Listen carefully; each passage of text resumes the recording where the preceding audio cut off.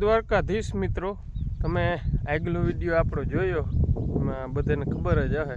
આપણે અહીંથી મિત્રો ફુવારા ચાલુ કર્યા હતા, શેઠ વાહ પૂગી ગયા મિત્રો. ઓલ હેઠે એ વાહ જાય જરા દેખાતું હે. હાલો જાય હમણાં એમનું. બાકી આ મિત્રો બધું જો કમ્પ્લેટ ઉગી ગયું હે અને પી ગયું હે. અને અહીંયા મિત્રો તમને કહેતો હતો ને આ રહી ગયું જે બધું ઉગે જો જે આજ ખેર પાણી ગયું ને એમાં બધેમાં પોળા ઉપડે છે. એટલે આ લાઈન કાયદેસર થઈ જાય. જો આમાં ક્યાંક પાણી નહોતું પીગું ને એમાં ગરકા રહી ગયા હતા. બાકી કમ્પ્લેટ મિત્રો મસ્તીનો જો આમાં નવો કોરો આવવા માંડ્યો છે. પાણી પાયું તીકણી જ્યાં આમાં નવો કોર આવી ગયો છે. પાણી કાઢ્યું ને તીકણ જ્યાં આમાં બધેમાં જ્યાં એટલે મસ્ત મજાની આવું ક્યાંક ખડ છે મિત્રો. જ્યાં એકવાર ફુવારા ફરી જાય ને બધેમાં. હજી જો આની કોર આ ત્રાહિયામાં બાકી રહી ગયો છે. એટલે એમાં હજી છેલ્લી લાઈન છે ટૂંકમાં.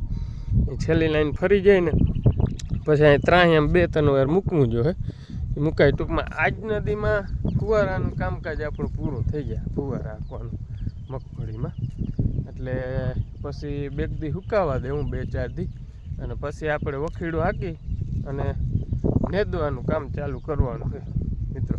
વરસાદ મિત્રો આવતો નથી. હવે શું કારણ નથી આવતો હોય તો રામ જાણે. આપણે વરસનું જોઈને તો અટાણે લાગે જગ્યાએ વખીડે હાલતા હોય એવી મગફળી થઈ ગઈ હોય ટૂંકમાં. બરાબર આપણે જો છેલ્લે ફુવાર હાલે છે. બાકી બધું કમ્પ્લીટ પીતું ગયું હે અને માંડવી મસ્તીની મિત્રો રોનકમાં હે. અટાણે કંઈ વાંધો નથી. કમ્પ્લીટ બધી છે મગફળી. જેવો આવ્યો કોઈ નજારો છે મગફળીનો એવું બધું છે. અને આપણે મિત્રો આ બોર ઉપર આખું ઓયરવું છે. આપણે ક્યાંય વાવનું પાણી કે એટલું બધું છે નહીં.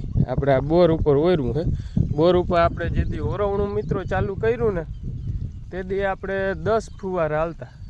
અટાણે 8 હાલે છે કાયદેસર.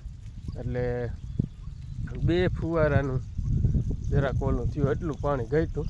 એટલે હવે આ જો છેલ્લું પાણી હાલે છે. અહીં હેઠે પૂગી આવ્યા છે. છેલ્લું પાણી હાલે છે એટલે હવે કંઈ આપણે દરાને બોલાવવાની જરૂર છે નહીં. બરાબર એવું બધું હાલે છે મિત્રો. હાલો તો મળીએ હવે પાછા કાલ નવા મિની વ્લોગમાં.